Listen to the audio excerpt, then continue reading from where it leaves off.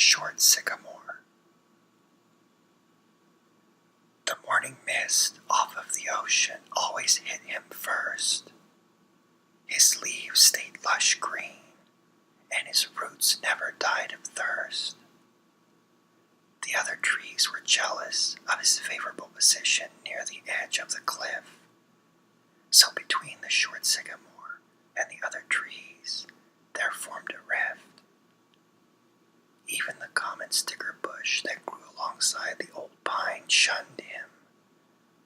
The short sycamore was shunned all over, from the western lake to the eastern rim. Summers came, warm winds would blow. Winters came with their rain and snow. The short sycamore sat by the edge of the cliff all alone. In 3 short years, only 2 quarters had he grown.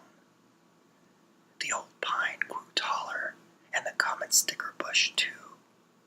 The short sycamore tried his best to grow. He pulled at his roots and stretched his leaves to the sky, but nothing worked, and his spirits stayed low. All of the other trees mocked his efforts at trying to grow. All of the trees, and even the common sticker bush, chuckled together as their laughter echoed throughout the meadow. One night, as all of the taller trees slept, the short sycamore heard a noise coming from behind them and wondered what it could be. He tried to stretch his roots to their full length, throwing his leaves high into the sky to see. But the other trees, even the common sticker bush, were taller than him now, and they allowed him no view. It was not until he smelled the smoke and felt the heat that he no longer doubted what he knew. The short sycamore saw the fire rise high above the old tall pine and the other taller trees. He watched as each tree was brought down, one by one, to their knees. Just then the fire noticed the short sycamore by the cliff and began to creep its way over the stones like a fiery net. But the ocean sent a damp, cool breeze over the edge, making all of the stones wet.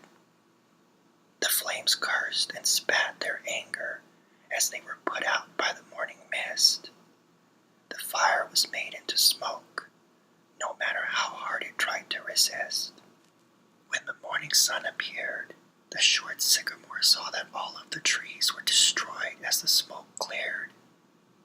Broken limbs and trunks were blackened and soot-stained. Only the dirt beneath their roots, covered with ash, remained. The short sycamore looked around and noticed that his leaves were wet and his roots firmly set. He sighed and waited, but no remarks came from the annihilated. The short sycamore was happy in the silence.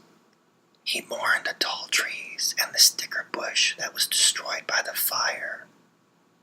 14.5 days later, he noticed that his trunk was longer and that his leaves reached up into the sky higher.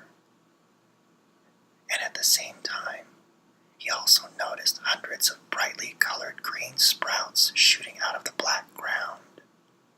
Giggles, goos, and gaws by the hundreds filled his leaves with a joyous new sound.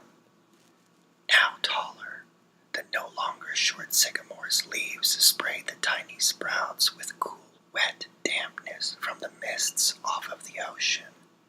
And at that very instant, a wild idea ran through his head, an intriguing notion.